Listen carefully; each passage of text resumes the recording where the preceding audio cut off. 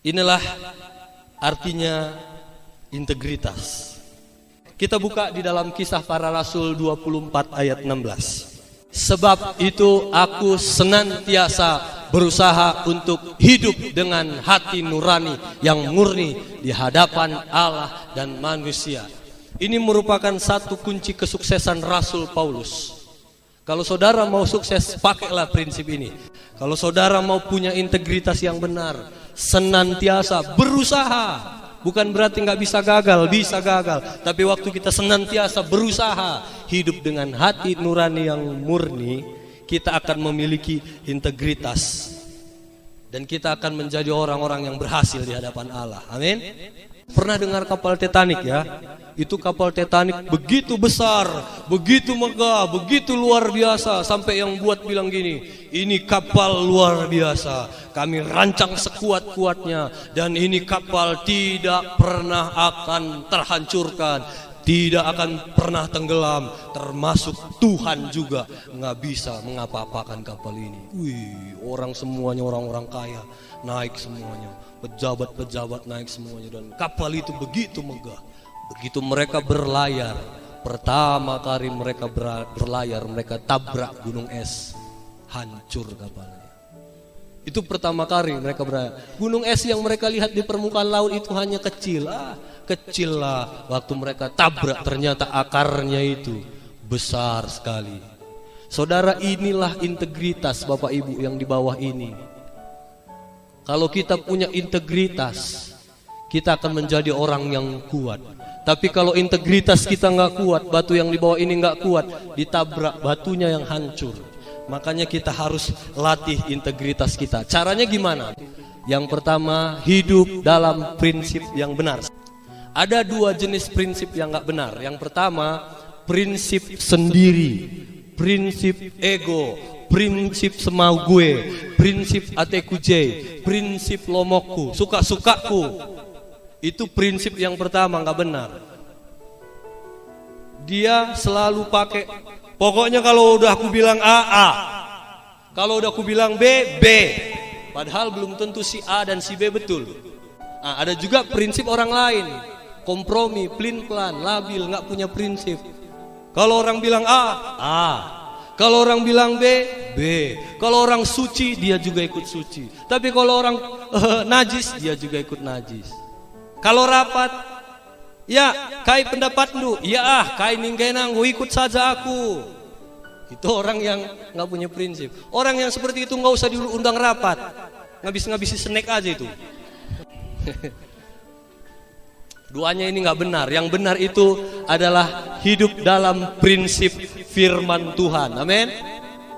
Kalau dosa tetap dosa, itu firman Tuhan.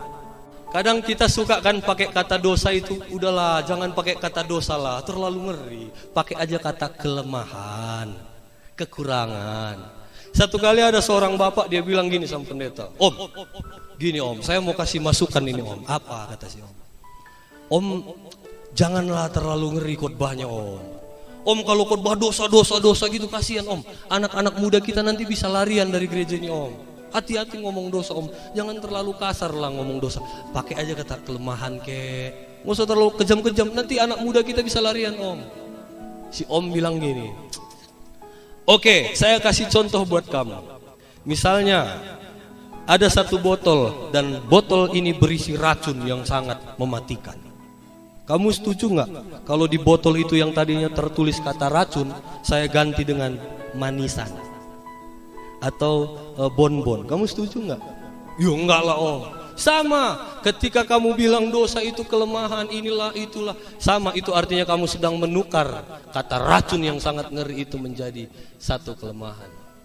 Nah makanya kita harus tetap katakan dosa tetap dosa. Jadi jangan lagi suka memutarbalikkan. Kita kadang anak-anak Tuhan suka memutarbalikkan. Ada sesuatu hal yang prinsip yang harus kita bilang nggak apa-apa lah. Tapi ada sesuatu yang nggak prinsip kita bilang harus gini. Ada yang seharusnya nggak begitu penting. Waktu kita masuk ke dalam gereja, itu sesuatu hal yang nggak penting. Masuk ke dalam gereja, belum sampai di pintu itu kita bilang sama Tuhan, Roh Kudus, di mana aku harus duduk? Wah, itu kan nggak penting. Buka lemari, Roh Kudus hari ini hari Minggu, baju mana yang aku harus pakai? Nyatakanlah Roh Kudus. Itu sesuatu hal yang nggak prinsip. Tapi kita sering jadikan hal-hal seperti itu jadi prinsip. Ada yang dosa kita bilang nggak apa-apa lah. Paling ngerinya ada sekarang orang-orang bilang dosa demi kebaikan lah. Dosa kecil lah. Saya baru dengar ada dosa kecil, dosa besar. Semua dosa masuk neraka kecuali dosa brutarigan. Itu pun kalau udah terima Yesus. Jadi kita harus hidup dalam integritas, artinya hidup dalam prinsip yang benar. Jadi kalau udah dosa, dosa. Jangan pakai istilah janganlah. Orang ini orang yang nggak punya prinsip, dia akan suka kompromi. Waktu orang tanya dia, menurut abang kayak gini gimana? Tergantung. Nah, itu jawaban orang nggak punya prinsip. Tergantung. Rugi atau enggak? Padahal jawabannya itu udah pasti harus. Misalnya gini, bang, kalau misalnya kita nggak terima Yesus, masuk surga atau enggak? Jawabannya kan pasti memang enggak masuk surga kan? Dia bilang tergantung. Nah, itu orang yang nggak punya prinsip. Kalau udah jawabannya pasti nggak masuk, gitu aja. Jadi kita harus punya prinsip yang benar. Dan prinsip yang benar ini nggak bisa dibangun dalam satu hari, nggak bisa. Saudara, kita harus bangun dari hari ke hari, tiap minggu, tiap bulan kita belajar hidup dengan benar. Maka prinsip ini akan menjadi darah daging dalam kehidupan kita. Saya selalu bilang bahwa hari-hari ini susah sekali cari orang benar, ya. Saya juga kadang mikir, Tuhan, masih bisanya kami benar semuanya ini. Jadi kita jalan ke sana kita lihat enggak ketidakbenaran. Kita jalan ke sana kita lihat ketidakbenaran. Kadang-kadang sampai di gereja juga kita lihat ada juga yang ketidakbenaran. Sampai kita mikir, Tuhan, masih adanya yang bisa benar. Saudara tahu Paulus? Tahu ya, waktu dia di penjara, kakinya dipasung, tangannya diikat. Satu kali dia nyanyi. Dia nyanyi di penjara itu, terjadi apa? Gempa bumi. Waktu dia nyanyi, terjadi gempa bumi. Kenapa? Karena saya percaya dia punya hati nurani yang murni. Hatinya itulah yang membuat dia berkuasa. Hatinya itulah yang membuat puji-pujiannya itu menjadi gempa. Jadi ketika kita punya hati yang benar, saudara punya kuasa. Jadi waktu kita punya hati yang benar, nggak usah takut-takut bahwa di dalam hidup kita itu ada kuasa Tuhan. Saudara bertindak saja, waktu hatimu benar, Tuhan yang akan melawat lewat hidup kita. Jadi integritas ini kalau kita mau punya prinsip yang benar, itu selalu harus dimulai dari hal-hal yang kecil. Buang sampah permen kecil nggak? Kecil. Saudara kalau masih sampai hari ini saudara makan permen, buang sampah sembarangan, saudara nggak setia dalam hal kecil, nggak akan Tuhan kasih dalam perkara yang besar.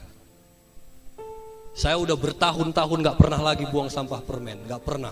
Apapun saya makan, minum aqua, di mana saya kantongin. Saudara gak percaya, cek sendiri. Saya belajar setia dari hal-hal yang kecil. Karena saya tahu prinsip firman Tuhan, kalau saya setia dari hal yang kecil, Tuhan akan memberikan hal yang besar. Saudara mau janji sama saya gak buang sampah lagi? Misalnya matikan air, ya kan? Kerja-kerja kita nampak banjir itu air, ya los ka enda, lu kok jangku pediat jenggo. Padahal tinggal gini aja kita kan. Ya melalang sen ke desa kami enda. Enggak setia pada hal kecil. Tuhan enggak akan memberikan hal yang besar.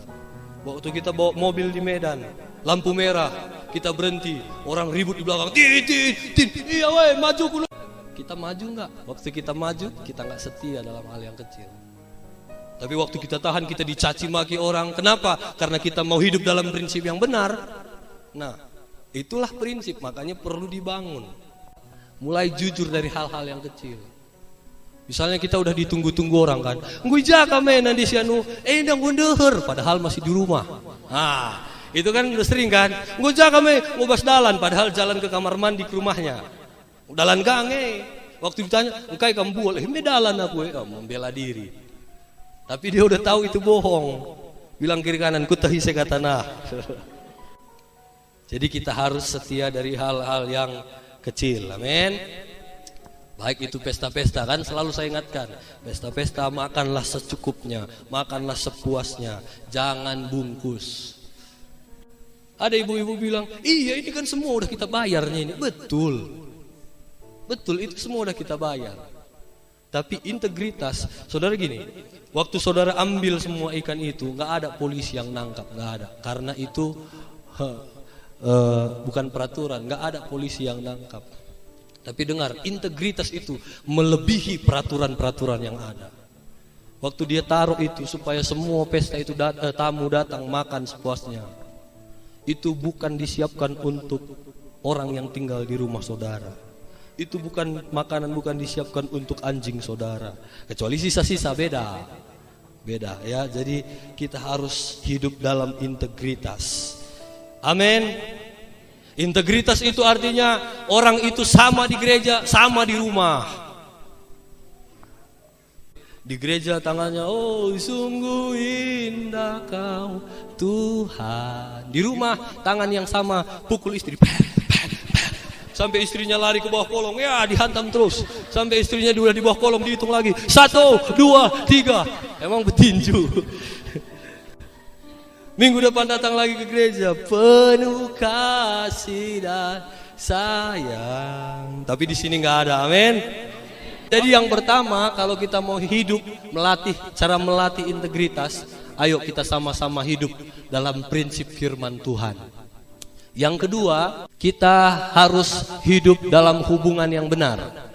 Hubungan lebih penting dari pelayanan. Jadi kita harus hidup dalam hubungan yang benar. Baik hubungan antara Tuhan dan hubungan antara sesama. Banyak orang waktu kita lihat hidupnya susah, waktu kita tanya, kamu ada masalah dulu? Dia bilang enggak ada. It's okay, semuanya okay, enggak masalah. Tapi ternyata dia punya masalah.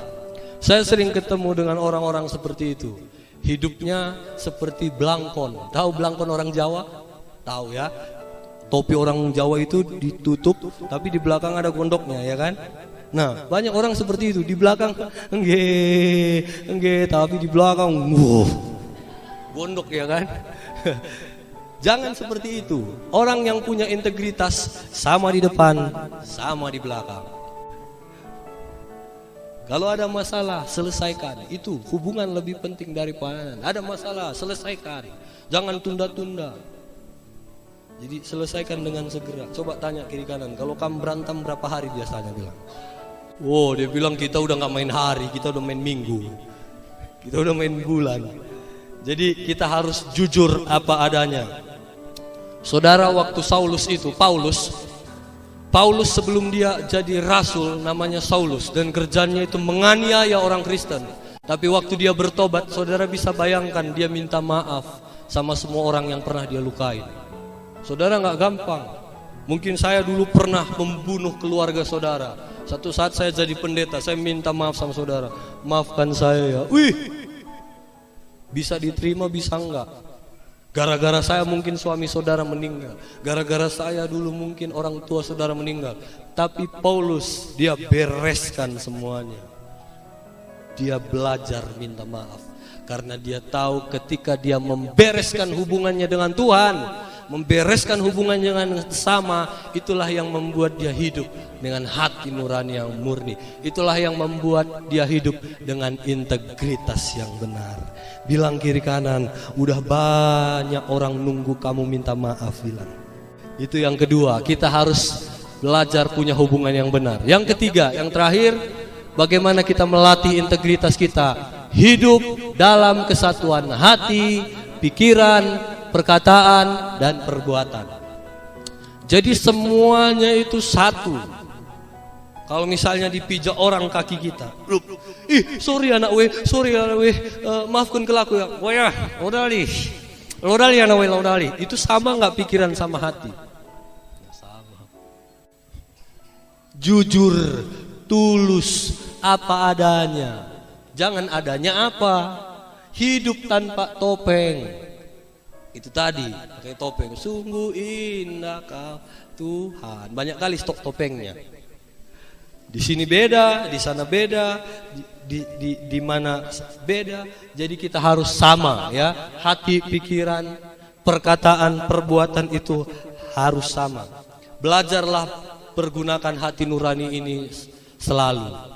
Handphone itu bisa di silent, bisa digetarkan saja, tapi hati nurani jangan di silent. Kalau kita pakai hati nurani, makin lama itu hati nurani kita pasti makin tajam. Setiap kita ini punya hati. Waktu kita melakukan dosa, itu hati nurani kita beg.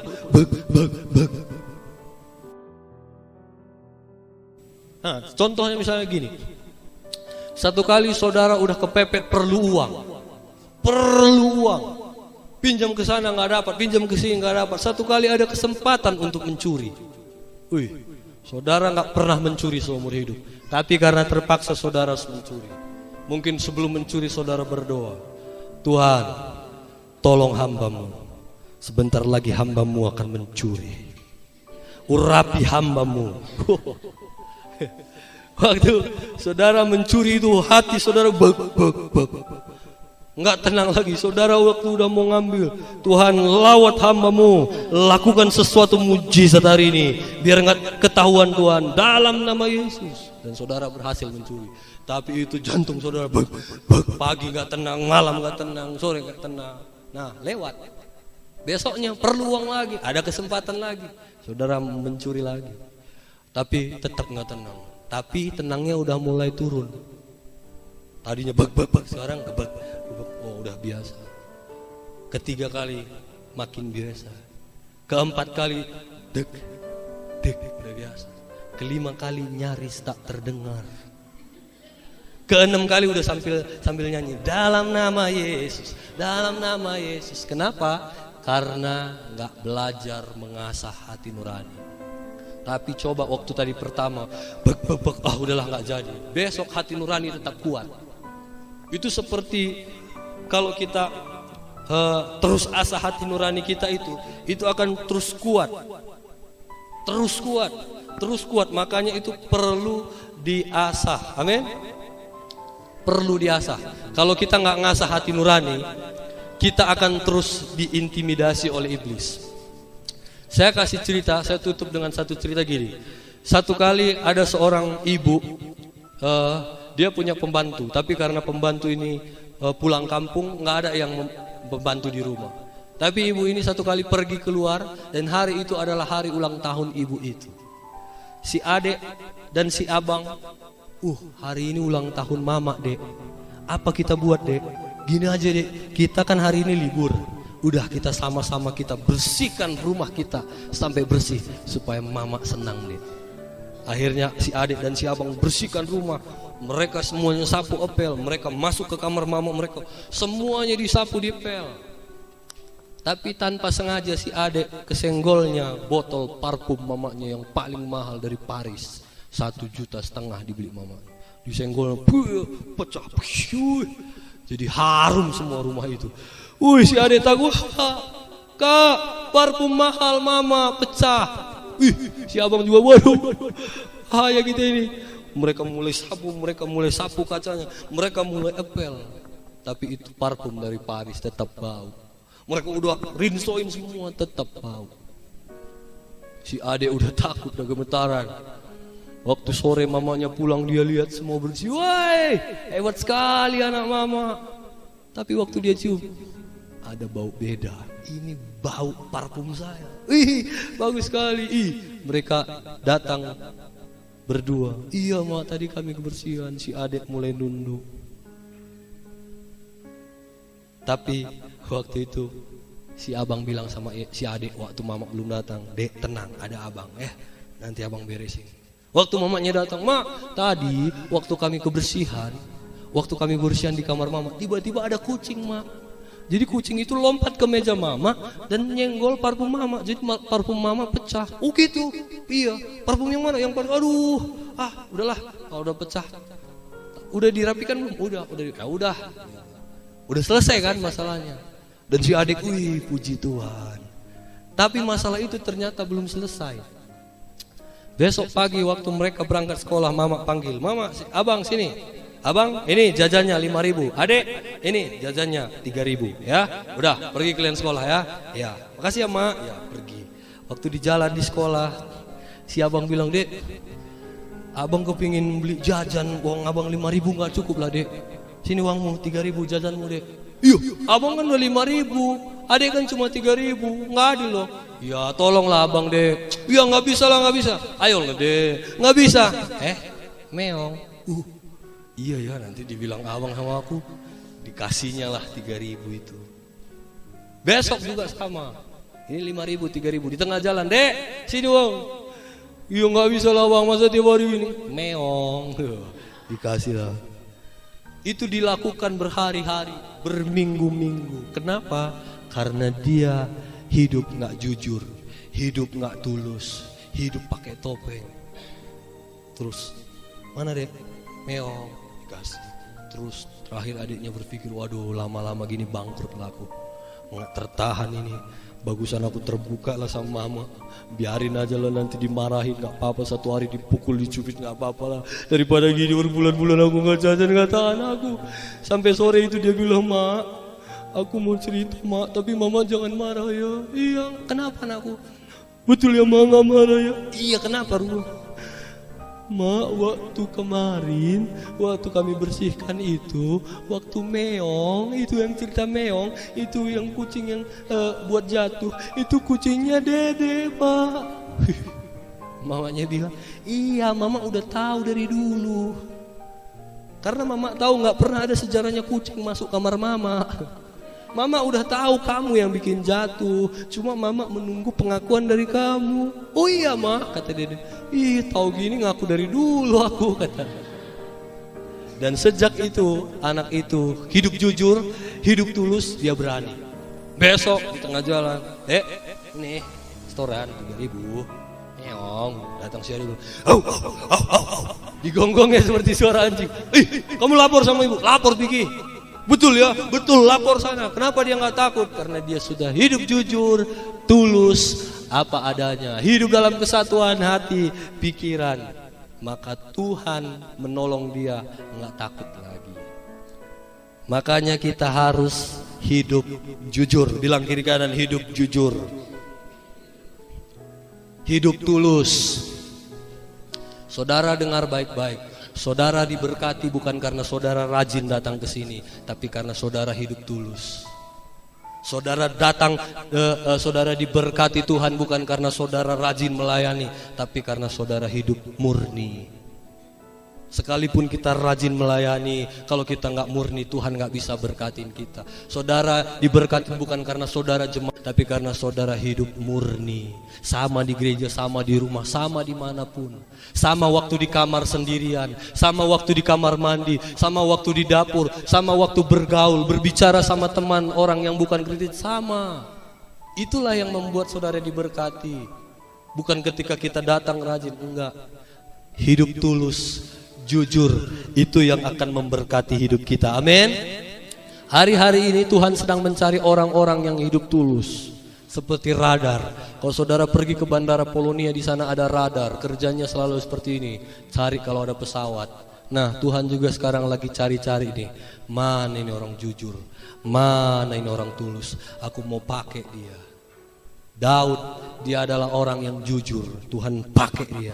Waktu radar sampai ke Daud, itu Daud ya jujur. Di ladang sama, dia nyanyi menyembah Tuhan. Hanya dekat Allahku. Dia jujur. Yusuf, dia jujur, dia tulus, dia selalu hidup dengan hati nurani yang murni. Walau saudara-saudaranya benci sama dia, tapi dia nggak pernah benci. Dia selalu tulus, ngantar nasi abangnya tulus. Walau abang-abangnya bilang, kau mau ngelihat orang berperang kan? Enggak bang, tulus, aku mau ngantar nasi.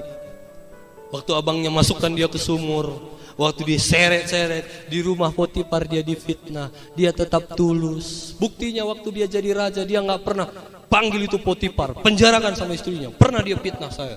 Nggak pernah. Kenapa? Karena dia belajar hidup tulus. Itu yang membuat dia diangkat Tuhan. Amin. Jadi ketika kita belajar hidup tulus, Tuhan aku mau tulus, aku mau apa adanya, aku mau jujur di hadapan Tuhan dan di hadapan manusia. Tuhan yang mengangkat saudara. Amin.